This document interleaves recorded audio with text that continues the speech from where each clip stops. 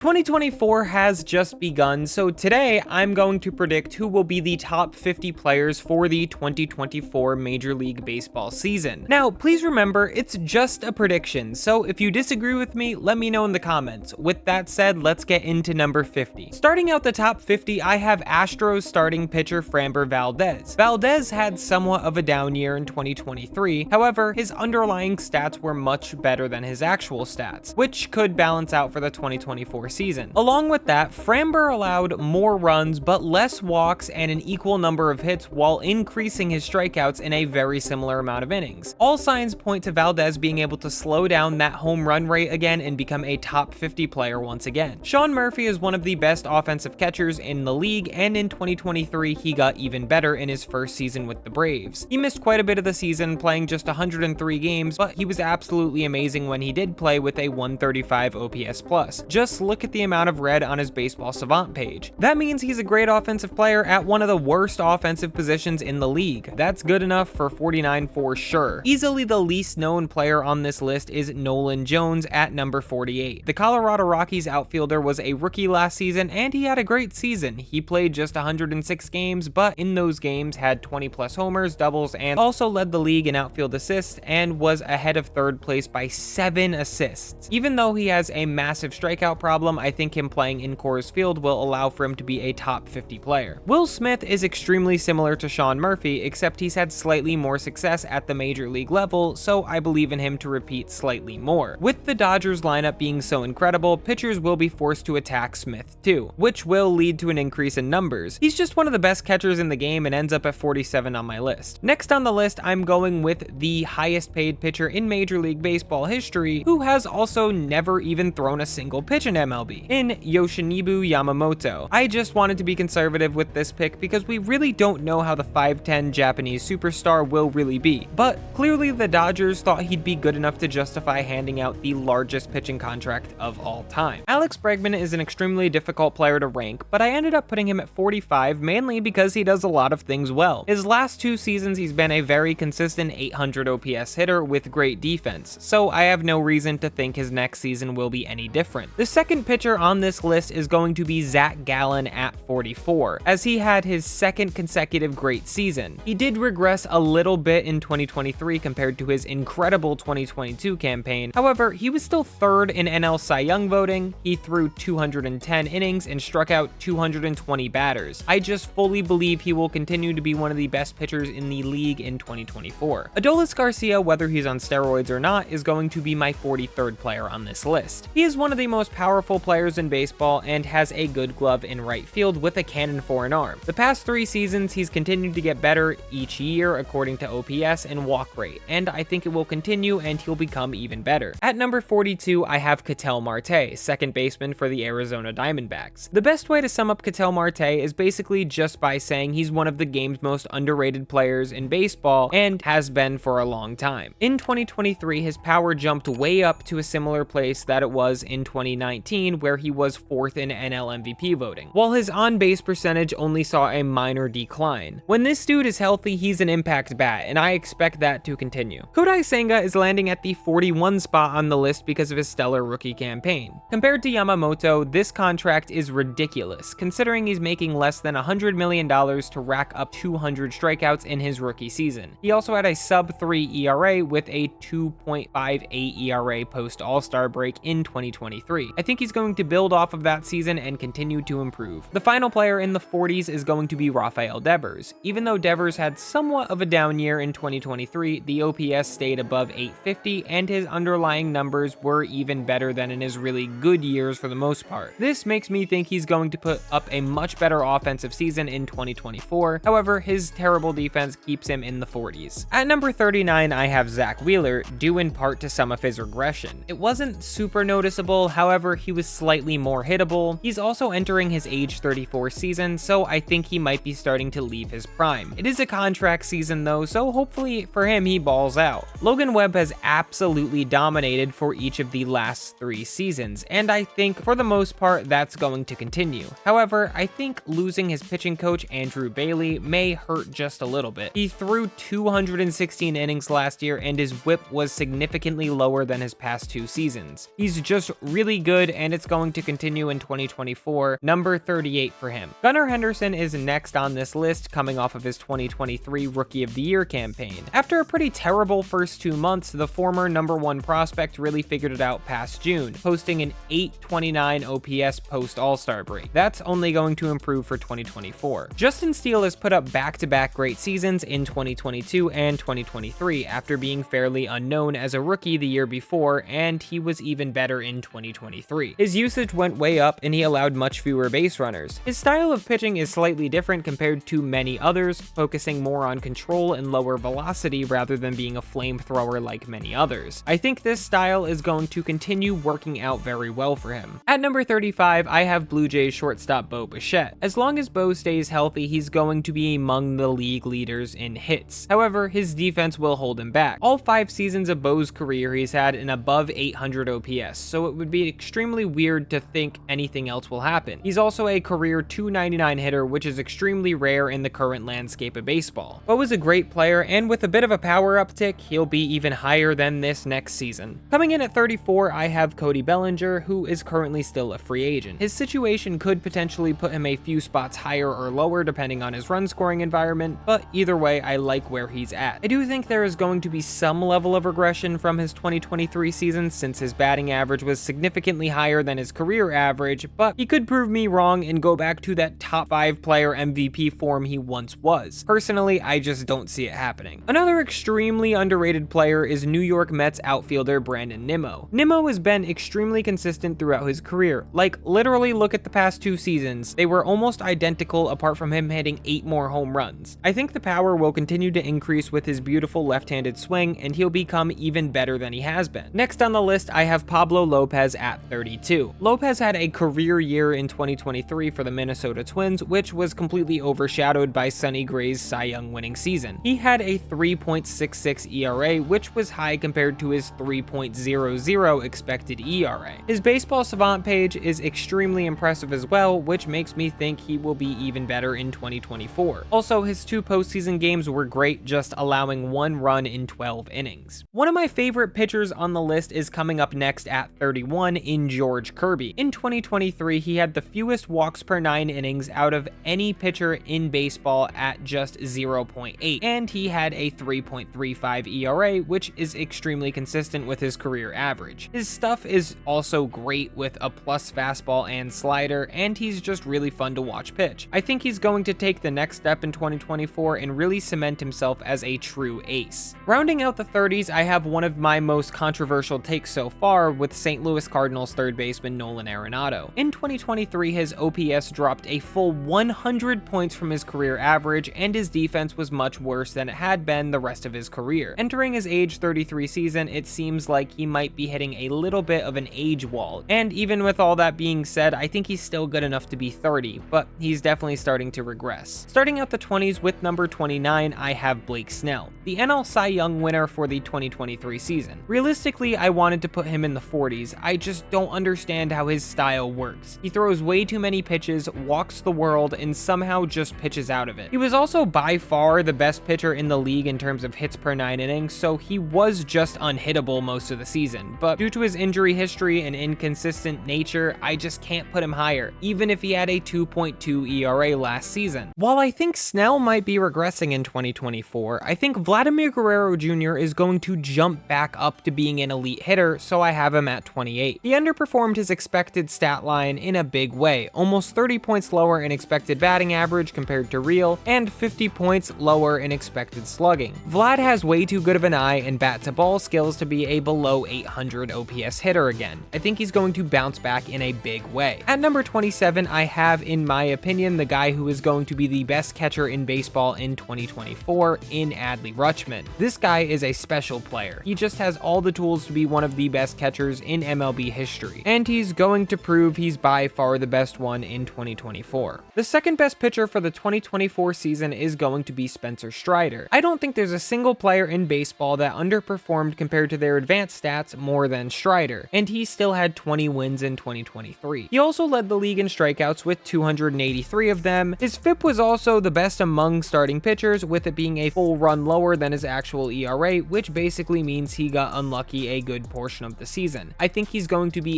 incredible in 2024. Starting out the second half of the list with number 25 is Luis Robert, who had a phenomenal 2023 season. He hit 33 homers while gathering 5 wins above replacement with his elite speed and center field defense. He's entering his age 27 season, and that's directly in the middle of his prime, so I think he will take another step forward. His biggest issue is swing and miss between striking out, chasing pitches, and not walking. If Robert can learn to walk a little more and strike out a little less, he will be a top 15 player in Major League Baseball. Paul Goldschmidt is starting to decline. I said it, he's declining. He's 36 years old, and I think that wall is finally starting to hit him, and I think it'll hit him even more in 2024. He's still a great player, and that's why he's still in the top 25. His average exit velocity and quality of contact in general just wasn't as good as it had been the past 2 seasons. He won an MVP just 2 years ago, but he had his worst career OPS for a full season with 810, which again is still very good, but it's the worst of his 12 years. I think he might dip below the 800 OPS marker, which obviously makes him worse. The Bobby Witt Jr. breakout fully happened in 2023, and he became one of the game's most well-rounded players. He was a top 3 fastest player in the league, played phenomenal defense at shortstop, hit 30 homers, and stole 49 bases. He did all of this while underperforming his expected batting average by over 20 points. So he could have been even better, which I think is going to happen next season. Hopefully he can continue to develop, and the Royals as a whole can get better alongside the young face of their franchise. Austin Riley is a strange player, but I'm placing him at 22. According to OPS, Riley has declined each of the past 2 seasons, and a lot of people are calling 2023 for him a down year. However, he had a 5.9 B WAR, making him one of the most valuable players on the best team in baseball. Riley's quality of contact has also dipped slightly from his 2022, but was overall better than the best season of his career so far in 2021. I think he got a little unlucky throughout 2023, even though he hit 37 homers. He's just an elite hitter, and he's going to continue to get better next season. Kyle Tucker might be the most consistent player in baseball at this rate. His 2023 campaign was only the second best season of his career. His 2021 was better. However, this season was incredible for Tucker. 29 homers, 886 OPS, and he came 5th in MVP voting in the AL. He walks a ton, hits the baseball ridiculously hard, doesn't strike out, and just gets on base any way possible. These are things that just aren't going to change. He will continue to be an elite hitter. Oh, and by the way, he's also an above average fielder. Just missing out on being in the teens was Manny Machado. I wanted to put Machado higher on this list. It just feels wrong putting him this low after how great he was in 2022. However, he took a pretty major step back in 2023. He was a good player, but not nearly as good as he had been in the 3 years prior. His batting average and on-base percentage dropped 40 points each in comparison to the average of his 3 previous years, and his slugging percentage dropped 60 points, so that's obviously not ideal. I think Manny is going to bounce back, mainly based on the fact that 2 of his final 3 months, July and September, were back to the old Manny Machado in terms of offensive production. He'll bounce back and be top 20 again. At number 19, I have Matt Olson, who is just so underrated. He had a 7.4 B WAR in 2023, hit 54 home runs, and had 139 RBIs, and almost one-dotted his OPS with 993. He came 4th in NL MVP voting as well. His slugging for the season was over 600, and there's no denying his offensive dominance. If he was able to do this again, I'd put him top 10 going into next season. However, I don't really think he can have a season that was that good again. Although it's not like he overperformed his advanced stats very much. He was 99 percentile in both hard hit rate and average exit velocity. Maybe he is a top 15 player, but I'm keeping him at 19 for this list. Corbin Carroll is the next player on this list, coming in at 18. The NL Rookie of the Year came 5th in NL MVP voting and just has every single tool to be a great baseball player. He's probably the single fastest player in the league, and he has impressive power. He also stole 54 bases. He's going to take that next step and really cement himself as one of the game's bests. Another baseball legend who might be underrated according to this list is Bryce Harper, who I am placing at number 17. Harper is moving to first base, which hurts his value a lot. However, he had a 900 OPS last season while playing through Tommy John surgery, which is kinda insane. Just 2 seasons ago, he won MVP as well. Harper could definitely be much higher on this list when it is all said and done, but I'm being conservative with his ranking. At number 16, we have one of the best pure hitters in baseball in Yordan Alvarez, and if he can play a full season of 150 plus games, he'll be a top 15 player player in baseball. Last season, he had a 990 OPS. Before that, he had a 1.019 OPS and a career OPS of 978. Each of his last 3 seasons, he has had 30 or more homers as well. He just hits better than maybe anyone else in the league. If he can stay healthy, it's going to be an issue. Number 15 is going to be Francisco Lindor. Lindor is continuing to improve each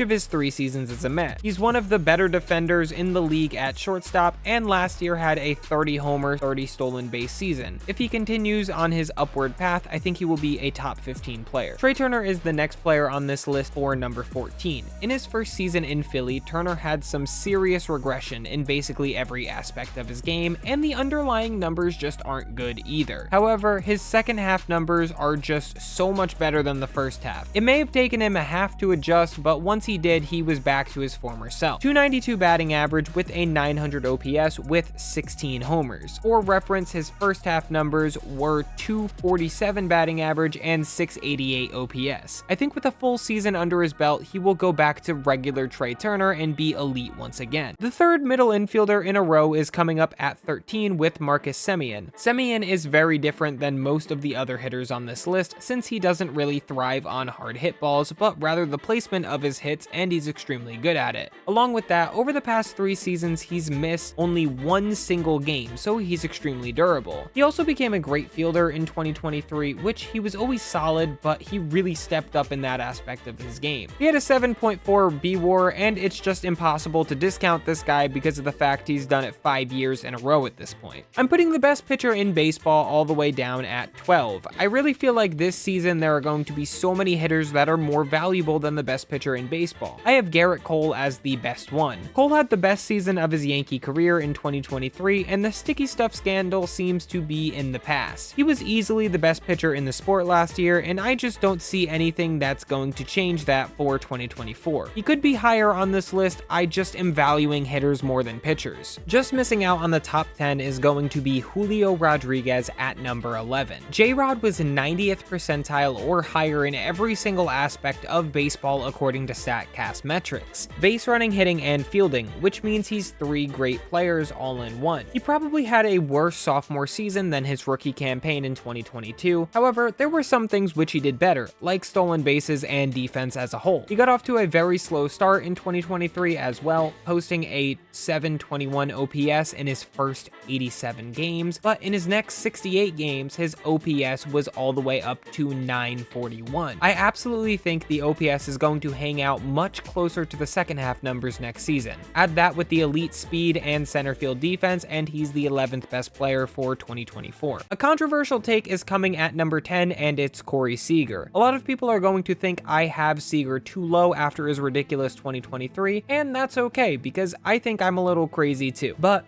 I just can't imagine he's going to bat .330 with a 1. OPS. His fielding and speed aren't enough to keep him a top 5 player if he's not one of the single best hitters in the league, and I just don't see him keeping up his 2023 pace. His swing and miss is too high, even though it's much less on 2 strikes due to his approach, and his walk rate is far too low. This could be so wrong though. There's a world where he's top 5 again, so we'll just have to revisit this one next offseason. Coming in at number 9, I have Fernando Tatis Jr., and I can already hear the comments now. But what Tatis may lack in his bat compared to Seager, he makes up for with his speed and defense. Tatis is still one of the fastest players in the league, and moving to right field full-time might have been the best possible move for his career since he just won a platinum glove. Tatis didn't have an 800 OPS last season, which is about the benchmark for a good all-star caliber offensive season, but due to the fact that his last seasons before that he was a 900 OPS guy, I see him bouncing back in a big way. Freddie Freeman was a top 5 player in baseball last season by most people's standards, I'd say, but in 2024, I think he's going to dip down slightly to the number 8 spot. He had 211 hits last season, and similarly to Seager, I just really can't see that volume of production again, even though he is one of the best bat-to-ball hitters in the league. If you look at his underlying numbers, he actually doesn't hit the ball as hard as many other guys as well, which is kind of surprising and just another reason why I'm dropping him him down a few spots. But don't worry, Dodger fans, there are more of your guys coming up. Number 7, Jose Ramirez. He's led the league in intentional walks 2 seasons in a row though, so I feel like that says everything you need to know. Even though 2023 was somewhat of a down year for J-Ram, he came 10th in AL MVP voting. He's just insane. He'll be a top 10 player unless he gets injured. At number 6, I have one of the greatest baseball players of all time in Mike Trout. Look, it's been too long since Trout has had a full healthy season to assume he's going to have a full healthy season. When Trout plays, he's still a top 3 player in the game. But it would be naive to predict Trout isn't going to have at least some injury that keeps him out for some time. That's the only reason why he's down here. Again, top 3, probably top 2 player talent, but his injury history is just too deep to ignore right now. Also, the K rate skyrocketed, and that's concerning. I hate having to put this guy this low on the list, but coming at number 5, I have Ronald Acuna Jr. coming off of his MVP season where he absolutely dominated the sport. I see Ronald regressing just a little bit. He was probably the best player in baseball in 2023, but I just can't see it happening again. He was the first player ever to have a 40 homer, 60 stolen base season, and he was closer to 40-80 than he was 40-60. He's not the best fielder in the world, but offensively he's incredible. But again, I just can't see him having 73 stolen bases again. It just doesn't seem possible. The underlying stats absolutely loved Ronald though, so maybe he won't regress at all. But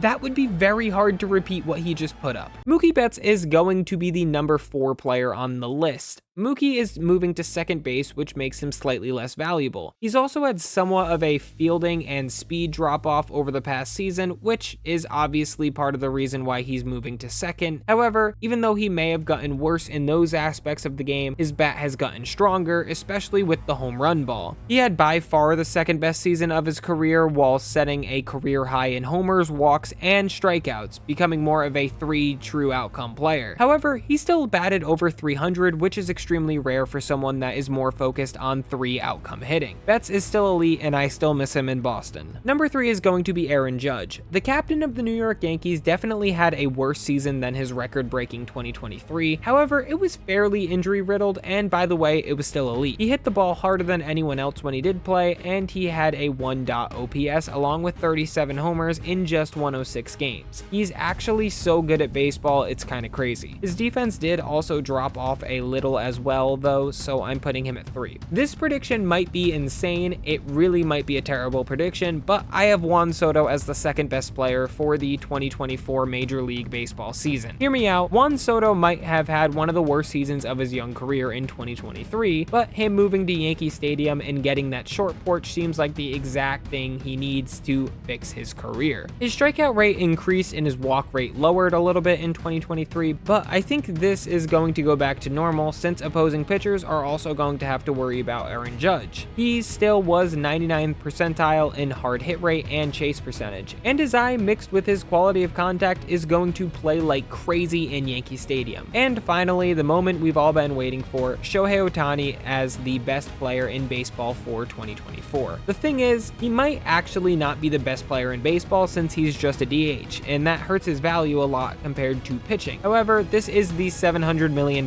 man. I'm not taking him out of the number 1 spot due to injury until it actually affects his play on the field, because he is also just that good of a hitter. He's staying at number 1 until he gives me a reason to not put him there.